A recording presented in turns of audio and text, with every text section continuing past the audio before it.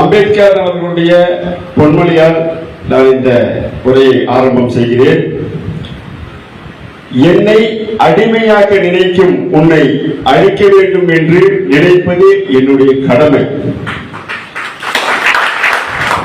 ஒருவன் அடிமை என்பதை உணர்த்தினாலே போதும், அவனே கிளர்ந்து எழுந்து போராடுவான் என்பது அண்ணல் பாபா சாஹிப் அம்பேத்கர் அவருடைய பொன்மொழிகள்.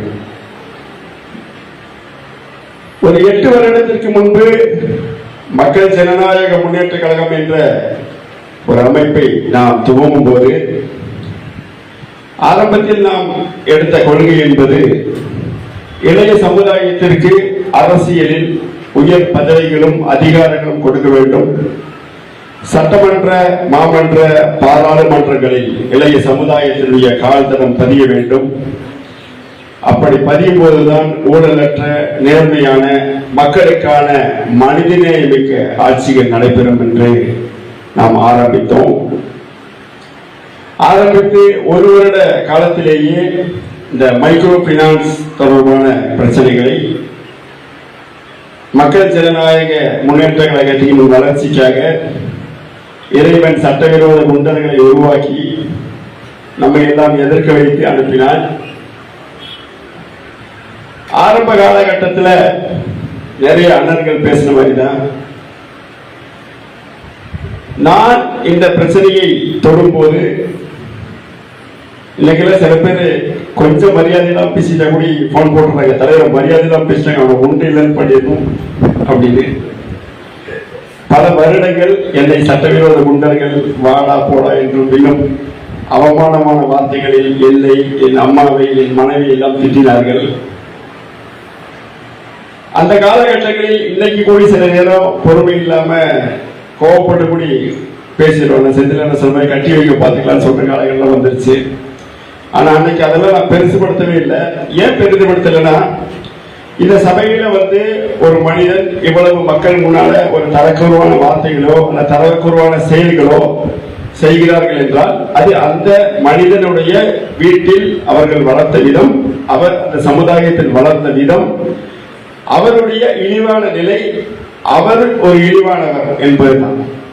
ஆனா நமக்கெல்லாம் இந்த சமுதாயம் எப்படி கற்றுக் கொடுத்திருக்குன்னா, ஒரு மனிதன் ஒரு கெட்ட வார்த்தையில் நம்ம திட்டா நம்ம 100 வார்த்தையில் அவரை திட்டுறோம்.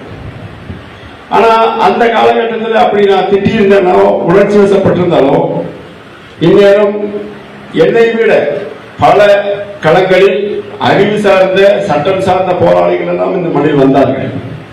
ஆனால் அவர்களால் எல்லாம் சாதிக்க முடியவில்லை. ஏன் சாதிக்க முடியவில்லைன்னா, பொறுமை என்கிற ஒரு விஷயம் அவர்களிடம் யாரிடமும் இல்லாமல் இருந்தது. அறிவு இருந்தது, சாணக்கியத்தனம் இருந்தது, யுக்தி இருந்தது, பலம் இருந்தது, வீரம் இருந்தது, சட்டம் இருந்தது. ஆனால் பொறுத்துக் கொள்ளக்கூடிய தன்மை இல்லை. பொதுவாக அரசியலில் சொல்வார்கள், அரசியல்வாதியாக வந்துவிட்டாலே நமக்கு எல்லா சகிப்புத்தன்மையும் வேண்டும் என்று சொல்வார்கள். ஆம், உண்மைதான். ஏன் அப்படின்னா, சகிப்புத்தன்மை இல்லாத அரசியல் மட்டுமல்ல, வியாபாரமாகட்டும் குடும்பமாகட்டும் எல்லா இடங்களிலும் சகிப்புத்தன்மை என்ற ஒரு வார்த்தை இல்லை என்றால் அழிவுதான் அங்கே அதிகமாக நடைபெறும். அப்படி இருக்க காலகட்டத்தில் எல்லா கட்சிகளும் இல்ல எல்லா அமைப்புகளும் இல்ல எல்லா நிறுவனங்களும் கூட கவிதைகளையும் பாடல்களையும் தத்துவங்களையும் கவிஞர்களை வைத்து, எழுத்தாளர்களை வைத்து அல்லது புரட்சி செய்பவர்கள் என ஏதோ ஒரு நபர்களை வைத்து எழுதுவார்கள். நான் அந்த காலகட்டத்திலே கடுமையாக பாதித்த போது, இன்னும் சொல்ல வேண்டும் என்றால், திருப்பூர் ஒரு சாதாரண தொழிலாளராக இருந்ததிலிருந்து பத்திரிகையாளராக பணியாற்றிய காலத்திலிருந்து பல இடங்களில் களத்தில் சென்று வேடிக்கை பார்த்து பல இடங்களில் கற்று அறிந்து தெரிந்த விஷயங்களில் நான் பாதித்து எழுதிய வார்த்தைகள் தான் மனிதனை மனிதனாக மதிப்பவனே மிகச்சிறந்த மனிதன் என்றார். ஏனென்றால் நமக்கெல்லாம் இங்கு இந்த சமுதாயத்தில் வாழக்கூடிய காலகட்டங்களில் மரியாதை எப்படி கிடைக்கும் என்றால், ஒன்று பதவி இருக்க வேண்டும் அல்லது பணம் இருக்க வேண்டும் அல்லது பெரிய பின்புலத்தில் இருப்பவர்களுக்கு மட்டும்தான் இந்த மரியாதையை கொடுப்பார். மற்றவர்கள் எல்லாம் எப்படி பார்ப்பார்கள் என்றால், அவர்கள் எல்லாம் மலிவானவர்கள், இழிவானவர்கள், ஏமாற்றுபவர்கள், குறைந்த சாதிக்காரர்கள், இப்படி எல்லாம் பார்ப்பார்கள். இதையெல்லாம் ஒடுக்க வேண்டும் என்று நான் பத்திரிகையாளராக வேலை செய்த காலத்தில் இருந்து அரசியலுக்கு வந்த காலம் வரையில் என்னுள் ஏதோ ஒன்று ஓடிக்கொண்டே இருந்தது. அதனால என்னவோ எந்த ஒரு கட்சியிலும் போய் சேரக்கூடாது. முதலில் அரசியல் கட்சி அரசியல் ஆரம்பித்து உறுப்பினர்கால போட்டுதான் இந்த கட்சியில் சேர்ந்தோம். அப்போ யாரிடமாவது நாம் போய் சேர்ந்தால் அவர்கள் சொல்லக்கூடியதை நாம் செய்ய வேண்டியிருக்கும். நாம் செய்யக்கூடிய சூழ்நிலைகளில் பாதித்தவர்களுக்கோ அல்லது கஷ்டமான சூழ்நிலைகளில் நம்மை நாடி வரும் சகோதர சகோதரிகளுக்கோ செய்ய வேண்டும் என்றால் அவர்களின் உத்தரவுகள் எல்லாம் பெற வேண்டும். இன்னொன்று, எல்லா கட்சிகளிலும் தொண்டர்கள், உடன்பிறப்புகள், பொறுப்பாளர்கள் இப்படிதான் இருப்பார்கள். இளைஞரணி செயலாளர் கூட, தலைவர் கூட நிறைய கட்சியில பயணிச்சு வந்தனால அவருடைய உரைகளை கூட கேட்டேன், இவ்வளவு தொண்டர்கள் இருக்கும்போது அப்படின்னு. நான் ஆரம்பத்திலிருந்து நான் ஆசைப்பட்ட ஒன்றே ஒன்றுதான், இங்கு யாருக்கும் யாரும் தொண்டன் அல்ல, எல்லோரும் தலைவர் பெருமக்கள். இத்தனை பேரையும் இன்னும் பல ஆயிரக்கணக்கான பேர்களை நான் சந்தித்து நம்ம கழகத்தினுடைய உறுப்பினர்கள் இருக்கும்போது நான் பார்த்த அதிசயமே என்னன்னா, பல பேர் சொன்னது மாதிரிதான், வரும்போது கஷ்டத்துல கண்ணீர், அவர்களுடைய சோகம், தற்கொலை செய்து கொள்ளலாம் என்ற ஒரு பலகீனம், இதெல்லாம் நான் பார்த்தேன். அவர்களுக்கு நான் அம்பேத்கர் சொன்ன ஒரே ஒரு விஷயத்தை தான் சொன்னேன், உங்களை அடிமையாக்கி வைக்க பார்க்கிறார்கள் என்று ஒரே ஒரு வார்த்தை மட்டும்தான் எடுத்து சொன்னேன். இன்னைக்கு தமிழ்நாட்டில் கடைசி டீமை அடிமையாக்கி வைத்துக் கொண்டிருக்கின்ற ஒரே இயக்கம் மக்கள் ஜனநாயக இயக்கம். அதனுடைய காரணம் என்னன்னு கேட்டீங்கன்னா, நாம் தலைவர்கள் என்பதையே நாம் மறந்துவிட்டோம். இன்னைக்கு இங்குள்ள அத்தனை தலைவர்களும் பார்த்தீங்கன்னா பல ஆயிரக்கணக்கான மக்களை, உயிரோடு உள்ள மக்களை, உயிரை வெறுத்து மாய்த்துக் கொள்ளக்கூடிய மக்களை, நாம் இனிமேல் இந்த உலகத்தில் வாழ வேண்டாம் என்று நினைத்த மக்களை காப்பாற்றி அவர்களை தலைவர் பெருமக்களாக மாற்றி அவர்கள் பல நூறு பேர்களை மாற்றும் இந்த வரலாற்று சிறப்புமிக்க நிகழ்வை மக்கள் ஜனநாயக முன்னேற்ற கழகம் நடத்தி கொண்டிருக்கிறது. இந்த நிகழ்விற்கு மாவட்ட ஆலோசனை கூட்டம் என்று மட்டும்தான் முதலில் பெயர் வைக்கப்பட்டது.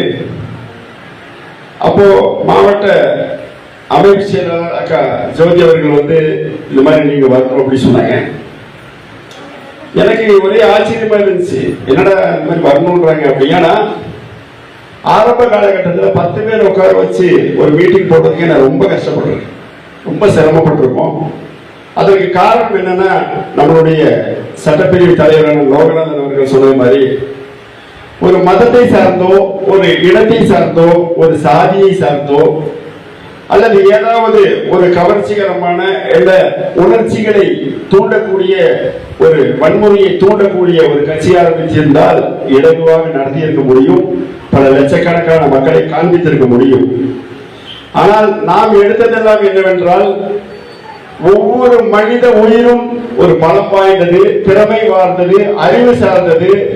அவர்களுக்குள் ஒவ்வொரு ஆளுமைகள் உள்ளது, எல்லோருக்கும் தலைமை பண்பு உள்ளது, எல்லாராலும் சட்டத்தை பேச முடியும், அவர்களை பேச வைக்க வேண்டும் என்று ஒரு முயற்சி எடுத்தோம். ஆரம்பத்தில் நிறைய பேர் பயந்தாங்க. இன்னைக்கு மாண்புமிகு துணை முதலமைச்சர் அண்ணன் உதயநிதி ஸ்டாலின் அவர்கள் இந்த சட்டத்தை கொண்டு வந்த போது மக்கள், திமுகவினுடைய பல உயர்ந்த பதவியில் உள்ளவர்கள் கூட என்னை அழைத்து, இது உங்களுக்கான வெற்றி, இது நீங்கள் உங்களுடைய தலைவர் பெருமக்களுடைய போராட்டத்துக்கு கிடைத்த வெற்றி என்றுதான் சொன்னார். நம்ம அதை பெருசா எடுத்துக்கவே இல்லை, இன்னும் நம்ம வெற்றி பெறல, சட்டம் தான் வந்திருக்கு. இன்னும் அதற்கான 1% வேலைகள் மட்டும்தான் சட்டவிரோத குண்டர்களை ஒழிப்பதில் நாம் எடுத்துள்ளோம் என்பதை தெரிவித்துக் கொள்கிறேன். அதனால நம்ம அந்த புகழ்ச்சிக்கோ அது வந்துருச்சு பெருமைக்கோ போகல. ஆனா ஒரு மகிழ்ச்சி இருக்கு. என்ன மகிழ்ச்சினா, ஆரம்ப காலகட்டத்தில் நம்ம இந்த சட்டங்களை எல்லாம் எடுத்து முதல்ல ஒரே ஒரு பக்கம் தான் நம்ம சட்ட நோட்டீஸ் இருக்கும். அதுக்கப்புறம் 2 பக்கங்கள் இருந்தது. அதுக்கப்புறம் நம்ம சட்டப்பிரிவு தலைவர்களுடைய மாபெரும் உதவியோட 4 பக்கமா மாற்றும். ஒவ்வொரு சட்டத்தினுடைய பிரிவையும் போட்டு மாற்றும். இப்படி எல்லாம் இருக்கு. அப்படி நம்ம போராடும் போது கூடி நம்மளுடைய தலைவர் பெருமக்களுக்கு ஓரளவுக்கு நம்ம மேல நம்பிக்கை இருந்துச்சு. தலைவர் பெருமக்களுக்கு அப்படிங்கும் போது பொதுமக்களுக்கு அறவே நம்பிக்கை இல்லை. ஏன் நம்பிக்கை இல்லை அப்படின்னா, இந்த மனுஷங்க சொல்றாங்க இந்த மாதிரி சட்டம் இருக்கு, போராடலாம், நமக்கு சுயமரியாதை இருக்கு, பகுத்தறிவு இருக்கு, நம்ம இதை மீட்டெடுக்கலாம், பேசலாம் என்று சொல்றாங்க. ஒருவேளை நீதிமன்றங்களோ காவல்துறையோ அல்லது ஆளுகிற அரசோ நமக்கு எதிராக செயல்பட்டால் நம்மெல்லாம் அன்றாட கூலிகளாச்சு, பாமர மக்களாச்சு, ஏழை எளியோராச்சு, நம்மளால இதை எப்படி போராட முடியும், வெல்ல முடியும், எதிர்கொள்ள முடியும் என்றெல்லாம் ஒரு சந்தேகம் இருந்தது. ஆனால் தற்போதைய காலகட்டத்தில் நம்முடைய தலைவர் பெருமக்கள் ஒவ்வொருவருடைய செயல்பாடும் இன்னைக்கு எப்படி ஈரான் இஸ்ரேல் அடிக்குதோ அந்த மாதிரி வான்வெளியை அடைத்து வைத்தால் கூட பிளந்து கொண்டு செல்லக்கூடிய ஒரு மாபெரும் ஏவுகணைகளாக நம்மளுடைய தலைவர் பெருமக்கள் செயல்பட்டு வருகிறது. இந்த சட்டம் வந்ததற்கு பிறகு நிறைய பேர் சொல்றாங்க இன்னும் பயம் இல்லை, சட்டவிரோத குண்டர்கள் இது எங்களுக்கான சட்டம் இல்லை என்றெல்லாம் சொல்லுகிறார்கள் என்று. நம்ம நிறைய சண்டைகள் சாதாரணமா நம்ம குடும்ப சண்டை போடுவோம், இல்ல ஏதோ ஒரு வீட்டுல சண்டை போடுவோம், இல்ல வேலை செய்ய இடத்துல சண்டை போடுவோம். அந்த இடத்துல நம்ம தோல்வியை தழுவும் போது என்ன சொல்லுவோம், நான் துவக்கலன்னு சொல்லுவேன் எல்லாருமே. அதான் இன்னைக்கு சட்டவிரோத குண்டர்கள் சொல்றாங்க, எங்களுக்கு இது கட்டுப்படுத்தாது, எங்களுக்கு இது கட்டுப்படுத்தாது, நாங்கள் பயப்படல, நாங்கள் இதை கண்டு அஞ்சல. அப்ப என்ன அர்த்தம்? இந்த சட்டத்தை கண்டு அஞ்சியதை விட மக்கள் ஜனநாயக முன்னேற்ற கழகத்தை கண்டு இன்று சட்டவிரோத கல்வர்கள் குறை நடுங்கி போய் விட்டார்கள் என்பதுதான் யதார்த்தமான உண்மை. ஆரம்ப கட்டத்தில் இந்த போராட்டத்தை ஒரு சாதாரண எளிய சகோதரர்கள் சட்டமன்றத்தில் சட்டமாக கொண்டு வரக்கூடாது என்பதற்காக 2 முறை எனக்கு கொலை மிரட்டல் விடுத்தார்கள்.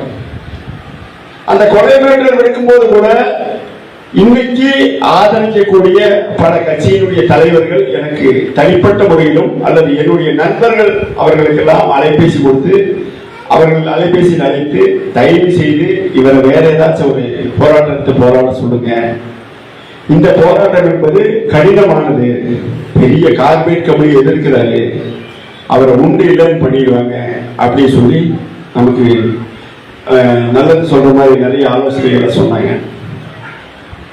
அப்ப அந்த காலகட்டத்தில் எனக்கு ஒரே ஒரு எண்ணம் தான் இருந்துச்சு. என்ன இருந்துச்சுன்னா, கொரோனா காலகட்டம் அப்பதான் இந்த போராட்டம் ரொம்ப வீரியமா இருந்துச்சு. ஏன்னா மக்கள்கிட்ட வேலைகள் இல்லை, சரியான வருமானம் இல்லை, அவர்களால் ஒரு கணக்கிட்டு எந்த ஒரு குடும்பமும் நடத்த முடியாத சூழ்நிலை, நிறுவனங்களை நடத்த முடியாத சூழ்நிலை, வேலைக்கு செல்ல முடியாத சூழ்நிலை, இதெல்லாம் இருக்கும்போது அவர்கள் திணறி போய் கிடக்கும் போது இந்த சட்டவிரோத குண்டர்கள் அவர்களை மிரட்டும் போது, அதை போய் நாம் தடுக்கும் போது நமக்கு மிரட்டல் நமக்கும் ஒரு அச்சம் வருமோ என்றெல்லாம் இருக்கும்போது எனக்கு ஒரு புத்துணர்வு கொடுத்தது இந்த கொரோனா என்ற கொடிய நோய். அந்த கொரோனா என்ற கொடிய நோயை நாம் எல்லாரும் பார்த்திருப்போம், நம்ம கூட இருந்த பல பேர் மரணித்திருப்பார்கள். அப்படி எல்லாம் இருக்கும்போது எனக்கு ஒரே ஒன்றுதான் தோன்றியது. அந்த காலகட்டத்தில் பெரிய பெரிய கோடீஸ்வர வீட்டு அண்ணன்கள், தம்பிகள், சகோதரிகள் சில பேர் நம்மை கூட அழைத்து ஒரு பெட் வாங்கி கொடுங்க, இந்த மாதிரி உயிர் போற மாதிரி இருக்கு, ஒரு ஏதோ ஒரு உதவி செய்யுங்க எல்லாம் கேட்டாங்க. மினிஸ்டர் எல்லாம் பேசி பெட் எல்லாம் வாங்கி கொடுங்கன்னு. ஆனா நம்ம இந்த மாதிரி நெருக்கமா உட்கார்ந்து கூடி பேச முடியாத ஒரு காலகட்டம் அந்த காலகட்டம். அப்போ நிறைய பேர் அப்படி சொல்லுவாங்க, 10 தலைமுறை வாழ்ற அளவுக்கு காசு இருக்கு அத்தனை பேருமே இறந்து போயிட்டாங்க, ஆனா கடல்ல இருக்க அத்தனை பேரும் ஆரோக்கியமா தெம்பா இருக்கு. அப்ப நான் நினைச்சேன், நமக்கு ஒருவேளை கொரோனா இறந்துருந்தா ஒரு அட்ரஸ் கூடி இருக்காது. கொரோனா காலகட்டத்தில் இறந்தவங்க எல்லாம் பாருங்க, எவ்வளவு பெரிய கோடீஸ்வரன் இருந்தாலும் இங்க இருந்து அந்த லாஸ்ட் வரைக்கும் துணி விரிச்சு இங்க இந்த பிரஸ் மாதிரி போடுவாங்க. போட்டதுக்கு அப்புறம் எவ்வளவு பெரிய கோடீஸ்வரன் அடக்கம் பண்ணும்போது ஜேசிபியில அடக்கம் பண்ணுச்சு. அப்ப என்ன மிரட்டினவங்க நான் சொன்ன ஒரே ஒரு விஷயம் தான், அதுலயும் பஜாஜ் இருந்த ஒரு தம்பியில ரொம்ப மிரட்ட, நீங்க கேட்டிருப்பீங்க, பேஸ்புக்ல இருந்து 1.5 நைஃப் எடுத்து உங்க வயிற்றுக்குள்ள இறக்குனா இந்த கட்சி நீ செத்து போயிருவ தலைவா. உன் கட்சி யார் நடத்துவாங்க? உண்மையிலே இன்னைக்கு இவ்வளவு பேர் இருக்கும், அன்னைக்கு யாருமே ஒரு 10 பேர் தம்பி அப்ப கூட தைரியமா சொன்னேன். இந்த கொரோனால இறந்து போற யாருக்குமே வரலாறு இல்லை. அவங்கள எப்படி இறந்தாங்கன்னு கூட தெரியறது. அவங்க சொந்த பந்தம் கூட அவங்க பாடியா, அதாவது மருத்துவமனைகள் இருந்து இவர் இன்னைக்கு எல்லாம் வந்து பாத்தீங்கன்னா இந்த பிளைட்ல வந்து ஆக்சிடென்ட்ல இருந்தவங்களுடைய டிஎன்ஏ எடுத்துக்கூடிய அவங்க குடும்பத்துக்கு இவங்க தான் அப்படி சொல்லி உறுதி செய்து கொடுத்து கொண்டிருக்காங்க அந்த இறந்தவங்களுடைய உடல்களை. ஆனா அந்த காலகட்டத்தில் யாரும் அதுக்கு முன் வரல. இறந்தாச்சு புதைக்கிறாங்கன்னா ஏதோ ஒரு சமூக அமைப்புகள் மட்டும்தான் போய் அதை செய்யக்கூடிய காலகட்டம். அப்ப எனக்கு தோணுச்சு, நான் அதான் சொன்னேன் தம்பிகிட்ட கொரோனா வந்து நிறைய பேர் செத்து போறாங்க, அந்த மாதிரி செத்து போட்டா எனக்கு வரலாறு இல்லை. இந்த காலகட்டத்திலே மக்களுக்காக போராடி செத்து போனா ஒரு வரலாறு இருக்கு. அதே மாதிரி நான் ஒருவேளை உங்களால் குத்திக் கொள்ளப்பட்டு செத்தேன் என்றால் நிச்சயமாக நான் ஒரு விதைத்து வைத்திருக்க தம்பிகள் இந்த கட்சியை வழிநடத்தி கொண்டு போவார்கள். அதன் பிறகு தமிழக அளவில் சட்டமன்றத்தில் சட்டம் வேண்டும் அளவிற்கு நாம் வளர்ந்திருக்கிறோம் என்றால் அந்த நெருங்கிய தம்பிகள் தான் நம்மை வளர்த்து விட்டார்கள். பல நேரங்களில் நான் சொல்வது உண்டு, பல சட்டவிரோத குண்டர்களை அழைத்து மக்கள் ஜனநாயக முன்னேற்ற கழகம் ஒரு நாள் மிகப்பெரிய வளர்ச்சி வரும். மக்கள் ஜனநாயக முன்னேற்ற கழகத்தினுடைய தலைவர் பெருமக்கள் சட்டமன்ற பாராளுமன்றங்களில் பயணிப்பார்கள். அப்படி பயணிக்கும் போது சட்டவிரோத குண்டர்களாகிய நீங்கள் எங்களை எதிர்த்து வளர்த்து விட்டதற்காக கெடா வெட்டி குண்டு சொல்லி அவங்களுக்கெல்லாம் சொல்லியிருக்கேன். ஏன்னா நன்றி செஞ்சவங்களுக்கு நம்மளும் நன்றி செய்யணும் இல்லையா? அதே மாதிரி நம்மளுடைய இந்த கூட்டங்களை எல்லாம் பார்த்து ஒரு காலத்துல நம்மளை மதிக்காத நம்மளை பார்த்தா பேச தயங்கிய பல இயக்கத்தினுடைய தலைவர்கள் என்னங்க இவங்களுக்கு எவ்வளவு சம்பளம் கொடுத்து கூட்டிட்டு வந்தீங்க கேட்கிறேன். பல நேரங்களில் நாங்க போகும்போது அப்பவும் அவர்கள் கேட்கிறாங்க, இவங்கெல்லாம் நம்ம அண்ணன் ரசாகன் சொன்ன மாதிரி தான் காசு கொடுத்து கூட்டிட்டு எப்படி வருவாங்க? அவங்க ஏதோ ஒரு ட்ரெஸ்ஸிங் சென்ஸ் வருவாங்க, முடிஞ்ச துண்டை கொடுத்தா போடுவாங்க, அவங்க போயிடுவாங்க. ஆனா இவங்க கூட நீட்டா வராங்க. ஒருவேளை நீங்க கம்பெனி வச்சு அதுல இது ஒர்க் பண்றாங்க அப்படின்னு கேட்டாங்க. அப்பதான் சொன்னேன், எங்க கட்சியினுடைய தலைவர் பெருமக்கள் இவங்க நினைச்சா ஆளுக்கு ஒரு 100 இல்ல 1000 பேர் வரை கூட்டிக் கொண்டு வந்து ஒவ்வொரு அறையிலும் உட்கார வைக்க முடியும். வேறு கட்சியினுடைய நிகழ்வு என்பதால் தலைவர் பெருமக்களை மட்டுமே நான் வர சொன்னதுனால இவங்க வந்திருக்காங்க அப்படி சொன்னதுக்கு அப்புறம் ஒரு காலங்களில் நம்மளையெல்லாம் புறக்கணிச்ச பல அமைப்புகள் இன்னைக்கு என்ன பண்றாங்க, எந்த நிகழ்வுகளுக்கும் நீங்கள் வந்தே தீர வேண்டும் என்று நான் மட்டுமல்ல சொல்லும் போதே சொல்றாங்க. என்ன சொல்றாங்கன்னா, தயவு செய்து துண்டு போட்டு உங்களுடைய டீமை மொத்தமா கூட்டிட்டு வாங்க. மற்ற பெரிய பெரிய கட்சிகள்லாம் டொனேஷன் அதில் கொடுத்தாங்க, நமக்கு அதில் நம்ம ஆளுநர் துண்டு போட்டுட்டு வேற மீட்டிங்க்கு வந்தா போதும் அத்தனை கட்சிகளும் அங்கீகரிக்கும். அதே போன்று இன்னைக்கு பேர் இயக்கங்கள் நம்மை அரவணைத்து நம்மளுடைய போராட்டங்களுக்கு வந்து ஒத்துழைப்பு கொடுத்து இன்னைக்கு திமுக அதிமுக அத்தனை கட்சிகளும் இன்னும் சொல்ல வேண்டும் என்றால் இப்ப நம்ம கட்சியில உறுப்பினர் எத்தனை பேர் கேட்டா நம்ம நோட்டில் எழுதி வச்சது மட்டும் தான் சொல்ல முடியும். இந்த மாதிரி இத்தனை பேர் இருக்காங்க நம்ம உறுப்பினர்கள் அப்படின்னு. உண்மையிலேயே சொல்ல வேண்டும்னா நம்ம கட்சி உறுப்பினர் மாதிரி தமிழ்நாட்டில் இருக்கிற ஆளுங்கட்சிக்கோ எதிர்கட்சிக்கோ அல்லது இந்தியாவில் இருக்கிற பேர் இயக்கங்களுக்கு கூட உறுப்பினர்கள் இல்லை. ஏன்னா எல்லா கட்சி ஏடிஎம்கே இருக்குன்னா ஏடிஎம்கேயோட நேரடி எதிரி டிஎம்கே, டிஎம்கேவுடைய நேரடி எதிரி ஏடிஎம்கே, அப்புறம் பிஜேபியுடைய நேரடி எதிரி காங்கிரஸ், காங்கிரசுடைய நேரடி எதிரி பிஜேபி. மற்ற கட்சிகள் எல்லாம் வந்து அந்த அரவணைத்து அந்த கூட்டணி வச்சிருக்க கட்சிகளுக்கு சார்ந்து எதிர்த்து செல்வார்கள். ஆனா நம்ம கட்சிக்கு எதிரியே கிடையாது. ஏன் கிடையாதுன்னா காங்கிரஸ், பிஜேபி, சிவசேனா, டிஎம்கே, ஏடிஎம்கே, விசிகா, இன்னும் எத்தனை கட்சிகள் இருக்கோ அத்தனை கட்சிகளிலும் பாதிக்கப்பட்ட மக்கள் கடனால் பாதிக்கப்பட்டு அவர்களால் முடியாத சூழ்நிலையில் அதனுடைய தலைவர்கள் அனுப்பி வைக்கிறார்கள். மக்கள் ஜனநாயக முன்னேற்ற கழகத்தினுடைய தலைவர்கள் போக, தலைவர் பெருமக்கள் போக உங்களுடைய குறைகள் எல்லாம் தீரும் என்று யார் அனுப்புறா? அந்த கட்சியினுடைய தலைவர் பெருமக்கள் அனுப்புறாங்க. அப்ப என்ன அர்த்தம்? அந்த உறுப்பினர்கள் கூட அவர்கள் வேறு கலர் துண்டு போட்டாலும், வேறு உறுப்பினர்களை வைத்தாலும், வேறு பொறுப்பாளர்களை வைத்தாலும் அவர்கள் அத்தனை பேரும் நம்ம சின்ன வயசுல ஸ்கூல்ல படிக்கும் போது உறுதிமொழி எடுத்தது போன்றுதான், இந்தியாவின் தாய்நாடு இந்திய யாவரும் என்னுடன் பிறந்தவர் போன்று இந்திய யாவருமே நம்ம கட்சி உறுப்பினர்கள் தான். இந்த 15 வருஷம் மோடியினுடைய ஆட்சி காலகட்டத்தில் எல்லாரும் கடனாளி ஆயிட்டாங்க. அதற்கு முன்னாடி காங்கிரஸ் ஆட்சி செய்யும்போது சரி, பாமர மக்களுக்கு என்னைக்குமே விடுவி காலம் இல்லை. நம்மளை போன்ற தலைவர்கள் உருவாகி நமக்கு பொருளாதாரம் வந்தால் நம்மை போன்ற சாதாரண எளிய குடும்பத்தில் பிறந்தவர்கள் இன்னைக்கு பல பட்டினி சாவுகளையும் கடன் சாவுகளையும் தற்கொலைகளையும் தடுத்து நிறுத்திய நாம், நம்மை போன்றவர்கள் சட்டமன்ற பாராளுமன்ற மாமன்றத்தில் வந்தால் மட்டும்தான் இந்த நாட்டுக்கு விடுவி காலமே கிடைக்கும். அதனாலதான் ஆரம்பத்திலிருந்து நாம் இந்த கழகத்தில் ஒருபோதும் எனக்கு இந்த உறுப்பினர் கார்டு கொடுக்கறதுல விருப்பமே இல்லை. ஏன் அப்படின்னா, நமக்கு தலைவர்களை உருவாக்குறது மட்டும்தான் நம்மளுடைய இதா இருக்குமே தவிர, நீ உறுப்பினர் தொண்டனாரு நம்ம அண்ணன் சொன்ன மாதிரி கொடியை தூக்கிட்டு போ, அதை பண்ணு இதை பண்ணுனா மறுபடியும் இந்த கட்சிகள் இந்த மண்ணில் செய்தது போன்று ஒரு அடிமைத்தனத்தை நாம் உருவாக்குறோம் என்பதுதான் யதார்த்தமான உண்மை. ஆனா நம்ம வளர்றது கொஞ்சம் லேட்டாகும், கொஞ்சம் நிறையவே லேட்டாகும். ஏன் அப்படின்னா, நம்மை போன்ற கட்சியில் ஆரம்ப இடத்துல சில யாரும் பேசும்போது சொன்னது தெரியல, கடன்காரர்கள் கடன் வாங்கிட்டு வந்தா காப்பாற்றுவாங்கன்ற ஒரு சூழ்நிலை இருக்கு. அதனால நம்ம இன்னும் சில போராட்டங்களை எடுக்கணும்னு சொல்றாங்க. வேண்டவே வேண்டாம். மனிதன் கடன் வாங்கி அவனால் காப்பாற்ற முடியவில்லை என்று ஒரு சுயமரியாதை இழந்து தன்மானத்தை இழந்து வாழணுமா வேண்டாமா என்று நினைக்கக்கூடிய அத்தனை பேரையும் எந்த காலகட்டத்தில் நாம் காப்பாற்றுவோம், எந்த சமரசமும் இல்லாமல் காப்பாற்றுவோம். ஒரு நாளும் இதிலிருந்து பின்வாங்க மாட்டோம். நிறைய பேர் நம்மளுடைய தலைவர் கழகத்தினுடைய தலைவர் பெருமக்கள் என்கிட்ட பேசுவாங்க, இந்த மாதிரி பாகிஸ்தான் போர் வருது, அந்த நாட்டு சண்டை வருது, இங்க போர் வருது.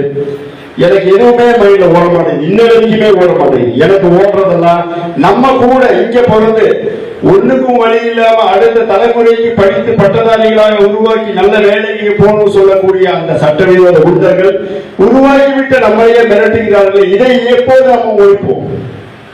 எப்போது இந்த நம்ம கூட இருக்கிறவங்களே நம்ம துணை அமைப்பு செயலர் தம்பி சலீம் சொன்ன போதுதான், எத்தனை சட்டங்கள் வந்து நம்ம போராடும் போதும் ஒரு குடும்பம் இறந்து விட்டது கடனால் என்றால் அன்றைக்கு எனக்கு தூக்கமே இருக்கிறது. உண்மையிலே அதுதான் உண்மை. நம்ம செய்ய வேண்டியதெல்லாம் தயவு செஞ்சு நம்ம தலைவர் பெருமக்கள் சொல்றதுதான், இந்த கடனால இதேதான் பிரச்சனையா, இதனால நம்ம வளர மாட்டோம், வளரவே வேண்டாம். இந்த கட்சி வளரணும்னு சொல்லி ஒரு காலம் நான் ஆரம்பிச்சதே கிடையாது.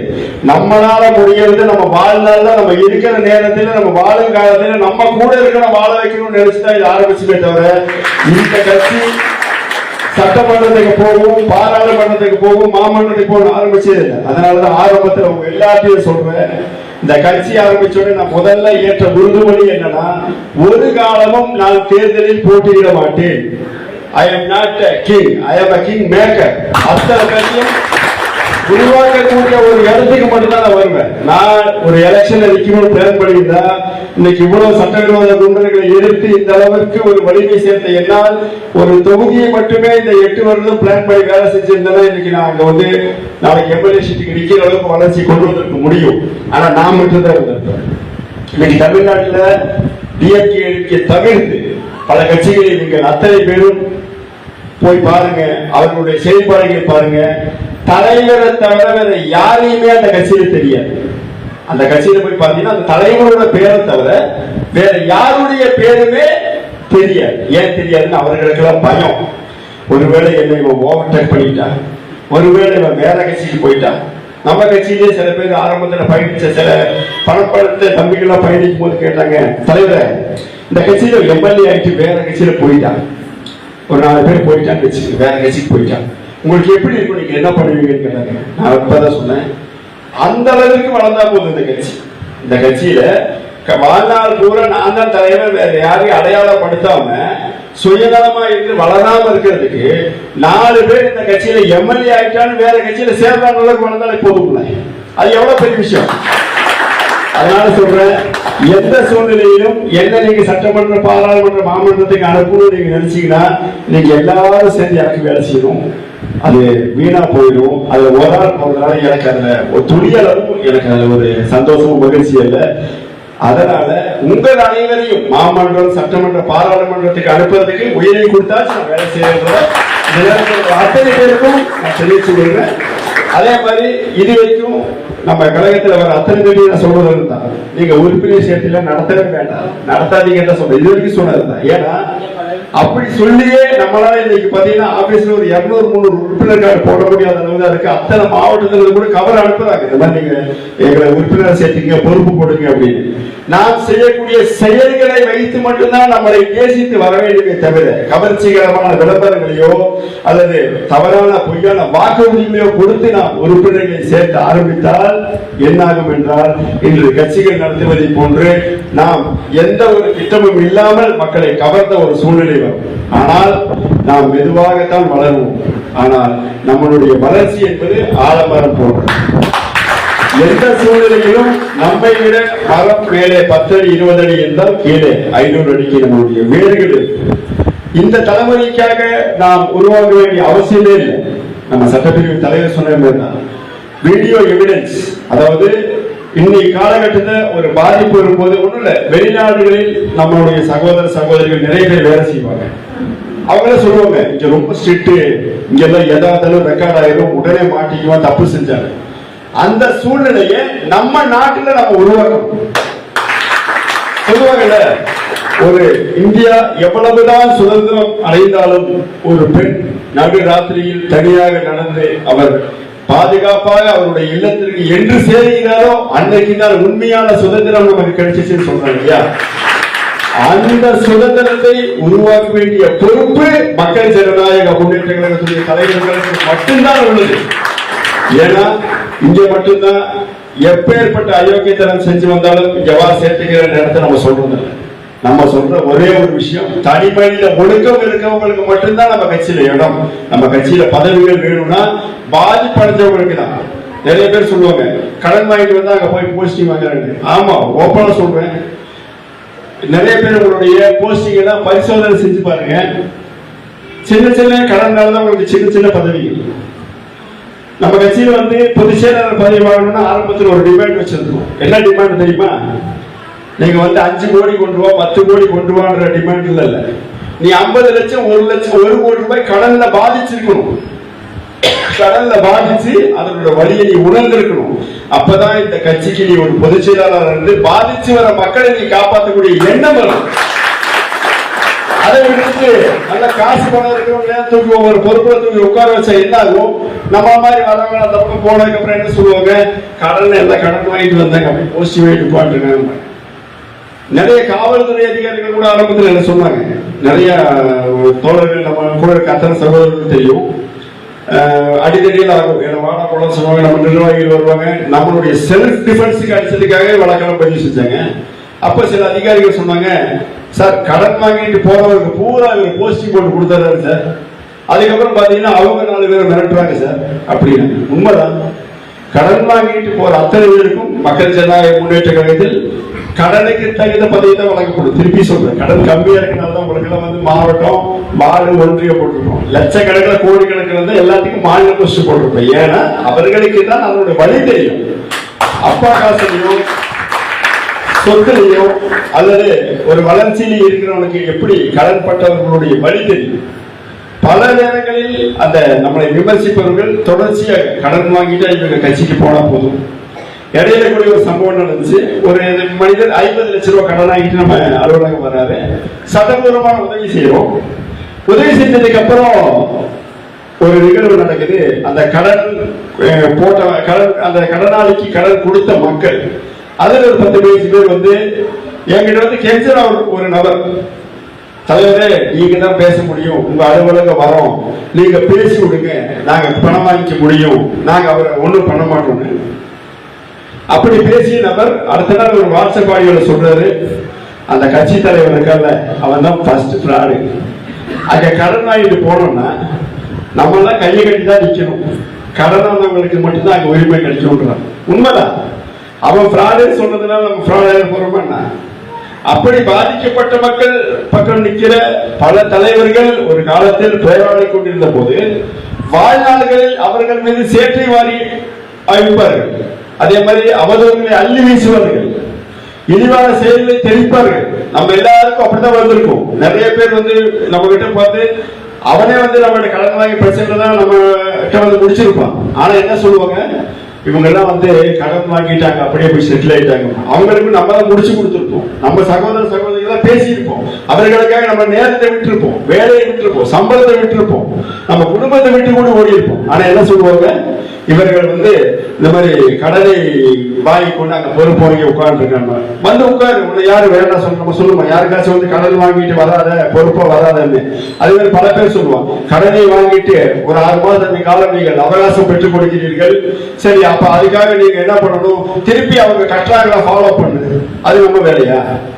நமக்கு வந்து கடன் வாங்கினவர்களை கேட்க வேண்டாம் என்று ஒருபோதும் நாம் போராடியது. நம்மளுடைய போராட்டம் என்ன, சுயமரியாதையை எடுத்து அவர்களுடைய வாழ்வியலை வந்து கேள்விக்குறியாக்கக்கூடிய சூழ்நிலைகளை ஆகி கடன் கேட்கக்கூடாது, அவர்களை அவதூறாக பேசக்கூடாது, கீழ்த்தரமாக பேசக்கூடாது, இழிவாக பேசக்கூடாது, ஆபாசமாக பேசக்கூடாது, அவர்களை தற்கொலைக்கு தூண்டும் வகையில் பேசக்கூடாது. இதைத்தான் நம்ம சொல்றதை தவிர, ஆனால் சட்டவிரோத குண்டர்கள் இன்றைக்கு எப்படி கட்டவிழ்த்து விட்டுருக்கிறார்கள் நம்ம மேல ஒரு அவதூறுகளை என்றால், அந்த அற்பர்கள் என்று அவர்களை திட்டலாம். ஆனால் அவர்கள் எதிர்த்ததுனாலதான், உண்மையிலேயே நம்மளுடைய கவனத்துக்கு வந்ததுனாலதான் இத்தனை தலைவர் பெருமக்கள் நம்ம உருவாகியிருக்கோம். நம்மளால பல லட்சக்கணக்கான பேர் காப்பாற்றப்பட்டு இருக்கிறார்கள். ஆனால் அவர்கள் சொல்லக்கூடிய விஷயம் என்னன்னா, இந்த மாதிரி வந்து கட்ட வேண்டாம் சொல்றாங்க. நாம கட்ட வேண்டாம் ஒருபோதும் சொன்னதில்லை, எந்த தலைவரும் சொன்னதில்லை. இப்ப சொல்றோம் கட்ட வேண்டாம். இந்த மாதிரி மக்கள் ஜனநாயக முன்னேற்ற கழகத்தின் தலைவர் சொன்னாரு, கடன் கட்ட வேண்டாம் சொன்னாரு. ஆமா, இப்ராஹிம் பாதுஷா சொன்னாரு சொல்லு, இல்ல இப்ராஹிம் கான் சொன்னாரு சொல்லு, செந்தில்குமார் சொன்னாரு சொல்லு அப்படின்னு சொல்லி இன்னைக்கு நம்ம சொல்றோம். ஏன் சொல்றோம், ஒருத்தர் இழிவா ஆபாசமா பேசி வசூல் செய்யக்கூடிய அளவில் இந்த ஜனநாயக நாட்டில் வந்து அந்த இழிவான நபர்கள் அல்ல ரவுடிகள், சட்டவிரோத குண்டர்கள் போராடுகிறார்கள், எளிமையாக நடக்கிறார்கள், எளிமையாக மிரட்டுகிறார்கள், மக்களை இலகுவாக இழிவுபடுத்துகிறார்கள், துன்புறுத்துகிறார்கள் என்றால் அவர்களை எதிர்த்து கட்ட முடியாது சொல்லக்கூடிய திராணி தெம்பு நமக்கு இருக்கு, நிச்சயமா இருக்கு. நிச்சயமா கட்ட வேண்டாம் தான் சொல்லுவேன். நான் நிறைய பேருக்கு சொல்லியிருக்கேன், ஏமாந்து கூட உங்களை மிரட்டினா கட்ட முடியாது நான் பாத்துக்கிறேன். அது எவ்வளவு பெரிய கார்பரேட் ஓனர் இருந்தாலும் சரி. சமீப காலமா பெரிய பெரிய கம்பெனியுடைய சிஇஓக்களை நம்ம பார்க்கவே முடியாது. சட்டவிரோத குண்டர்கள் மட்டும்தான் தெளிவு பரப்பி மிரட்டுவாங்க. அதுலயும் பெரிய சாதிய வன்கொடுமையெல்லாம் இருக்கு. மேல் சாதியில் இருக்க எந்த ஒரு கலெக்ஷன் குண்டரையாச்சும் நம்ம பார்த்துருக்கோம். ஒரு பார்ப்பனிய சமூகத்தை சேர்ந்த யாரையாச்சும் தெருவில் வந்து கலெக்ஷன் பண்ணுவோம் பார்த்துருக்கோமா? சாதியை அடக்குமுறை மாதிரி என்னை மிரட்டுறதுக்கு சிறுபான்மை சமூகத்தை அனுப்பலாம். ஒரு கிறிஸ்தவர் அனுப்ப அந்த கிறிஸ்துவ சிறுபான்மை சமூகத்தை அனுப்பலாம். ஒவ்வொரு சாதி அந்தந்த ஏரியால யார் யார் இருக்காங்களோ அந்த சாதி சார்ந்த முன்னேற வேண்டிய, பிற்படுத்த வேண்டிய நம்மளுடைய சகோதரர்களை தான் அனுப்பி மிரட்டலாம். அங்கேயும் சாதி வன்கொடுமை இருக்கு. நம்ம சகோதரர் சொல்றாங்கள வந்து கலெக்ஷன் டீம்ல அத்தனை பேர் நம்மளோட கூப்பிட்டு சொல்றான், சார் எங்களை அம்மாவை பத்தி திட்டுறா, சார் எங்களை என் மனையை பத்தி திட்டுறா, அசியசியமா திட்டுறா அப்படின்றான். அப்ப அவர்கள் வந்து ஒரு நிறுவனத்திற்காக இப்ப இன்னைக்கு பாத்தீங்கன்னா அவர்களுக்கு போராடக்கூடிய ஒரு சூழ்நிலையில நானும் நம்ம ஒருங்கிணைப்பாளர் ஒரு ரிசர்ச் பண்ணோம். பார்த்தா ஒரு படித்து முன்னேற வேண்டிய சமூகத்தை சார்ந்த சகோதரர்கள் தந்தை பெரியார் அண்ணல் அம்பேத்கர் வழியில் சுயமரியாதையோடு அடுத்த கட்ட அதிகாரத்திற்கு, ஒரு காலத்தில் அதோ வரார் அந்த சாதி, அதோ வரார் இந்த சாதி அப்படின்னு சொன்னது, அதோ வரார் வழக்கறிஞர், அதோ வரார் இன்ஜினியர், அதோ வரார் டாக்டர் அப்படின்னு சொல்லக்கூடிய ஒரு சூழ்நிலையை உருவாக்கிய சமுதாயத்தை அதோ வரார் கலெக்ஷன் சட்டவிரோத குண்டர் என்று சொல்லக்கூடிய சூழ்நிலைக்கு, ஒரு அபாய நிலைக்கு இன்னைக்கு நம்மளுடைய நாட்டை தள்ளி வைத்துள்ளார்கள். இந்த சாதிய அடக்குமுறைக்குள்ளாகக்கூடிய உயர் சாதியை சேர்ந்தவர்கள் நீட் படிக்கும் போது கூட சொல்றோம்ல, ஒரு காலத்துல படிச்சு முன்னேறி வந்து பிளஸ் 2 முடிச்சது யார் வேணாலும் டாக்டர் படிக்கலாம் என்ற காலம் மாதிரி இன்னைக்கு எல்லா சமூகமும் டாக்டர் படிக்கக்கூடிய சூழ்நிலையில என்ன பண்ணி வச்சிருக்கா, அடுத்தது வந்து கவர்மெண்ட் ஸ்கூல் வந்து படிச்சவங்க நீ வந்து நீட் எழுதுறதுக்காக தான் பாஸ் ஆகணும். அதாவது 12ஆம் ஒண்ணு இல்ல, சிம்பிள் தான். ஒருத்தர் சைக்கிள்ல இங்க சென்னைக்கு போகணும், ஒருத்தர் பைக்ல போகணும், ஒருத்தர் கார்ல போகணும். கார்ல போறவங்க கூட கார்ல வந்து சென்னைக்கு போறவங்க கூட யார போட்டி போட சொல்றான், சைக்கிள்ல நீ போய் அவங்க கூட முந்துன்றான். சைக்கிள்ல எப்படிங்க முந்த முடியும், பைக்ல போய் வந்துடலாம். பைக்ன்றது மெட்ரிகுலேஷன், கார்ன்றது சிபிஎஸ்இ, சைக்கிள்ன்றது கவர்மெண்ட் ஸ்கூல். எப்படிங்க நம்ம இதில் வந்து நான் சைக்கிள்ல நான் சென்னை வந்ததுன்னா அப்போ உனக்கு தெம்பு இல்லையா, உனக்கு திராணி இல்லையா, உனக்கு அறிவு இல்லையான்னு கேட்கலாம். இவனுங்களை நம்ம என்ன சொல்றது, ஏன் அவங்களை அதே மாதிரி காரை விட்டு இறங்கி சைக்கிள்ல வந்து நம்ம கூட நடந்து போட்டி போடட்டுமே. எத்தனை பேர் நம்மளை போன்ற முன்னேற வேண்டிய பிற்படுத்தப்பட்ட தாழ்த்தப்பட்ட சமூகத்தை சார்ந்தவர்கள் மருத்துவர்களாக, இன்ஜினியர்களாக, வழக்கறிஞர்களாக ஆன காலம் மாறி இன்னைக்கு அதை ஒடுக்குவதற்காக தான் கலெக்ஷன் டீம் இருக்க அத்தனை பசங்களையும் என்ன பண்ணி வச்சிருக்காங்க, நீ அதிகாரத்துக்கே வரக்கூடாது. நீ யாரை மிரட்டு? நீ உன் சமூகத்தை மிரட்டு. அந்த முன்னேற வேண்டிய பிற்படுத்தப்பட்ட வேண்டிய சிறுபான்மை சமூகங்களை நீயே மிரட்டு, என் பணத்தை வசூல் செய்து கொடு என்பதற்காக இன்னைக்கு அது கூட மிகப்பெரிய ஒரு அவலம் நடந்து கொண்டிருக்கின்றது. அவர்களை காப்பாற்றுவதற்கு கூட நம்ம போராடணும். அதிலே ஏழை எளிய வீட்டுல வசதி இல்லாத அல்லது சிங்கிள் பேரண்டர், அம்மா படிக்க வச்சிருப்பாங்க பசங்களை அல்லது அப்பா படிக்க வச்சிருப்பாங்க, அந்த மாதிரி பசங்களை கலெக்ஷன் டீம்ல சூஸ் பண்ணி எடுத்து ஸ்டாஃப் லோன் சொல்லி கொடுக்குறான். ஸ்டாஃப் லோன் சொல்லி கொடுத்து என்ன பண்றான்னா, அவன் வந்து 10 மாசம் இல்ல 1 வருஷம் வந்து நம்மளை போன்ற சகோதர சகோதரிகளை மிரட்டினால்தான் உனக்கு எக்ஸ்பீரியன்ஸ் சர்டிபிகேட் தருவேன்றான். அதை போக என்ன சொல்றான்னு கேட்டீங்கன்னா, நீ ஒருவேளை இங்க வேலையை விட்டு வேண்டாம்னு பிடிக்காம போறேன்னா இந்த லோனை நீ க்ளோஸ் பண்ணிட்டு தான் போட சொல்லி அந்த பசங்களுக்கு நிர்பந்தம் வைக்கிறாங்க. இப்ப அவங்களும் நம்ம கட்சியில சேர்றாங்க. பல சட்டவிரோத குண்டர்களாக இருந்த சகோதரர்கள் நம்ம கட்சி நாடி வரக்கூடிய ஒரு காலம் வந்துவிட்டது. அதே மாதிரி என்ன சொல்றாங்க, அவர்கள் அந்த கடனை ஒரு ப்ரொமோஷன் வேணும்னா கூட அவர்கள் வாங்கிய கடனை கட்டி முடிச்சாதான் அவங்களுக்கு ப்ரொமோஷன் கொடுப்பேன்னு சொல்றாங்க. அப்ப இதெல்லாம் நம்ம பார்க்கும்போது நாம் கடன் வாங்கிய மக்களை அவர்களை தற்கொலைக்கு தூண்டுகிறார்கள் என்று நினைக்கிறோம். உண்மையிலேயே உளவியல் தாக்குதல், சாதிய உயர் சாதி அந்த பெருமை பேசக்கூடிய அந்த உயர் சாதிகள் ஒரு காலத்தில் சுப்ரீம் கோர்ட் முதல் அனைத்து அரசியல் முதல் இருந்த காலகட்டங்களை மாறி நம்மளை போன்றவர்கள் கால் பதிக்க ஆரம்பித்ததை தடுத்து, அதுக்கு ஏதாவது ஒரு உதாரணம் சொல்லுவாங்க. ஒரு திரௌபதி முர்மு வச்சு சொல்லுவாங்க, பட்டியல் இனத்தை சார்ந்தவர்கள் குடியரசுத் தலைவராக ஒரே ஒரு ஆள். இவங்க 100 பேர் இருக்கவங்க 99 பேர் போஸ்டிங்ல இருக்காங்க. 1,00,000 பேர் இருக்கவங்க ஒரே ஒரு ஆள் போஸ்டிங்ல இருக்காங்க. அப்ப இது எல்லாமே பாத்தீங்கன்னா நம்ம போராட வேண்டிய சூழ்நிலை இருக்கும். மக்கள் ஜனநாயக முன்னேற்ற கழகம் மட்டும்தான் இந்திய நாட்டிலேயே, தமிழ்நாட்டு மட்டும் இல்ல, உண்மையிலேயே இந்திய நாட்டையே ஒரு சமத்துவப்படுத்த முடியும். நம்ம தான் சொல்லியிருக்கோம், கடன் வாங்கினது எந்த மதம், எந்த சாதி, எந்த இடமல்ல, எனக்கு மனித இனம் மட்டும்தான். மனித இனம், மைக்ரோ பினான்ஸ் குண்டர்கள், இது 2 தான் நம்ம போராடிட்டு இருக்கோம். நம்ம சட்டப்பிரிவு தலைவரான ஒரு டைம் நம்ம கோயம்புத்தூர் மீட்டிங் போது சொன்னாரு, இந்த மனநோயாளிகள் அப்படி பண்ணக்கூடாது, அவங்க மனநோயாளிகள் வார்த்தை கொஞ்சம் அழுத்தி சொல்லுங்க. ஏன்னா அது உண்மை. அதுல வந்து நம்ம வீட்டுக்கு வரும்போது இன்னைக்கு கொரோனா பரவிட்டு இருக்கு இல்லைங்களா, ஆரம்ப அந்த கொரோனா காலகட்டத்தில் உண்மையான சோதனை என்னன்னா, ஒரு வீட்டுக்கு போயிட்டு வந்தா கூட அவர்களுக்கு கொரோனா இருந்தா அந்த கொரோனா அடுத்த வீட்டுக்கு பரவும். அப்போ அதே மாதிரி அவர்கள் வந்து சரியான உணவு உண்கிறார்களா, சரியான இடத்தில் தூங்குகிறார்களா, அல்லது அவர்களுடைய உளவியலான வாழ்க்கையெல்லாம் பார்க்கணும். ஏன்னா நிறைய பேர் அந்த கலெக்ஷன் வர பூரா கத்துறத நம்ம பார்த்துருக்கோம். உண்மையிலே பைத்தியக்காரட்ட கத்துவானுங்க. அதே மாதிரி நம்ம எப்பவுமே சொல்ற மாதிரி தான், நல்லா இருக்கேன்னு கேளுங்க, ஒரு டியூ கட்டுமா, சாப்பிட்டீங்களா சார், அப்போ சார் ஒரு டியூ கட்டு சார், இந்த மாதிரி சாப்பிட்டு இருக்கு சார், இல்ல வேலைக்கு போயிட்டு ஒரு டியூ. அவனுக்கு அதெல்லாம் தெரியவே தெரியாது. நாங்க நிறைய பேருக்கு மணிக்கணக்கில் பேசும்போது சரி சார், அவங்க கஷ்டத்துல நம்ம கூட இருக்கவங்க அந்த சகோதர சகோதரர்களுடைய கஷ்டத்தை எடுத்து சொல்லுவோம். இந்த மாதிரி அவங்க அதெல்லாம் வந்து ஒரு உண்மையிலேயே வந்து நம்ம சொல்லக்கூடாது. நிறைய இடத்துல நான் எல்லாத்தையும் சொல்றேன், அவர்கள் பாதிக்கப்பட்டுள்ளார்கள், அவர்களுடைய சிரமங்கள் எப்படி இருக்கு, அவர்கள் வீட்டுல உடம்பு சரியில்லை, அவங்க வீட்டுல இறப்பு, அதெல்லாம் நம்ம சொல்ல வேண்டிய கட்ட முடியாது, லேட் ஆகும். ஏன்னா அது கூட நான் உதவி செய்யறேன்ற பேர் இவருடைய சூழ்நிலையை கூட ஒருத்தர் சொல்றேன், இவருக்கு பாதிப்பு இருக்கு, இவர் கஷ்டம் இருக்கு, இவர் அப்படி அழைக்கிறாரு, இவர் சாப்பாடு இல்லாம இருக்காருன்னா மறைமுகமா நம்மளுமே இவர் அவமானப்படுத்துற மாதிரி தான்.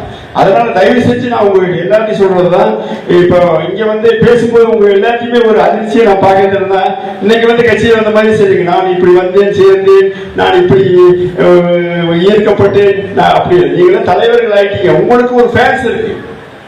இன்னைக்கு நம்ம கட்சியில ஒரு பெரிய கொடுமை என்னன்னா, நான் எனக்கே ஒரு பெரிய சோகம் தான், நான் போய் தலைவர் எல்லாத்தையும் சொல்ல வேண்டியது இருக்கு. எல்லாரும் கேட்கறேன், யாரும் அவங்க கட்சி தலைவர் அப்படின்ற, ஏன்னா அந்த யூனிஃபார்ம் கோட் அந்த மாதிரி.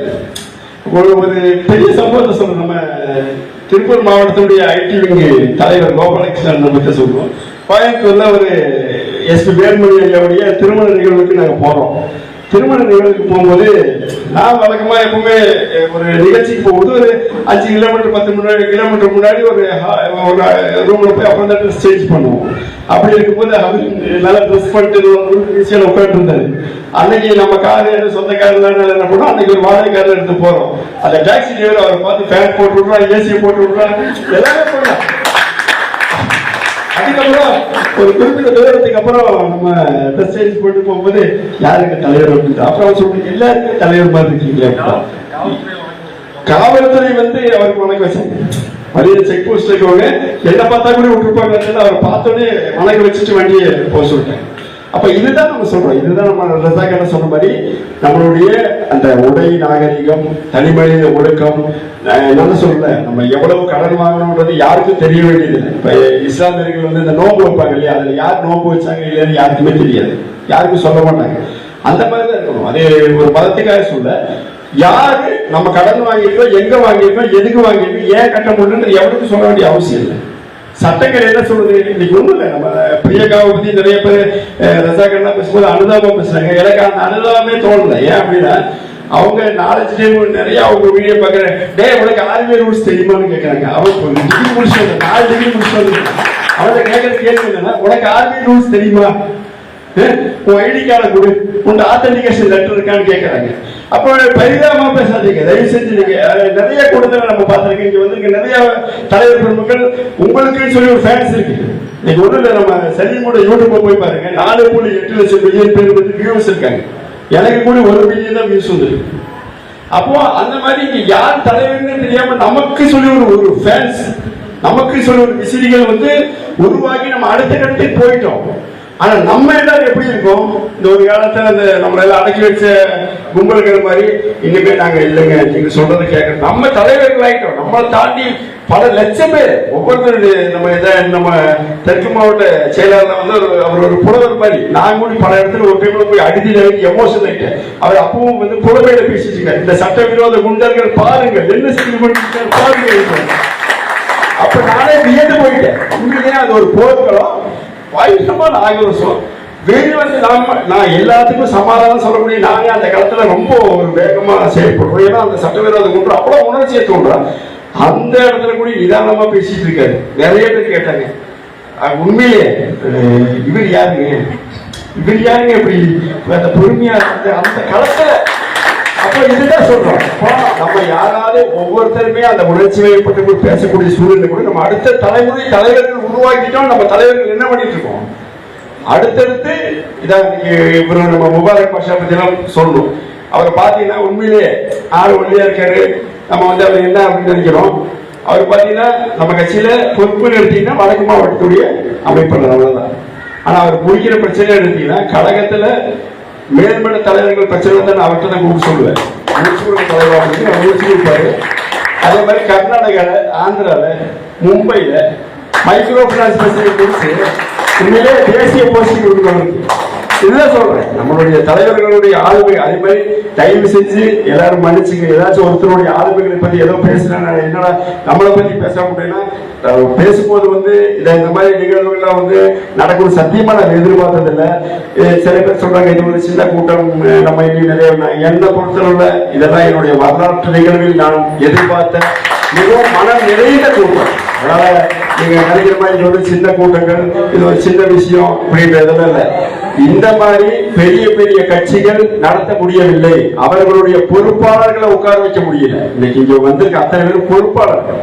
நம்ம ஏதோ வந்து பணம் கொடுத்து கூடுறது நிறைய பேர் அப்படிதான் நம்ம ஃபீல் பண்றோம். தயவு செஞ்சு ஏன்னா ஒரு நம்மளுடைய அலுவலகத்துக்குள்ள ஒரு 4 பேர் அல்லது ஒரு 5 பேர் உட்கார வைக்கிறதுக்கு ஆரம்ப கட்டத்துல நிறைய சிரமப்பட்டிருக்க. அவங்கள கூப்பிட்டா அவங்க வருவாங்களா இல்லையான்றதுலாம் தெரியாது.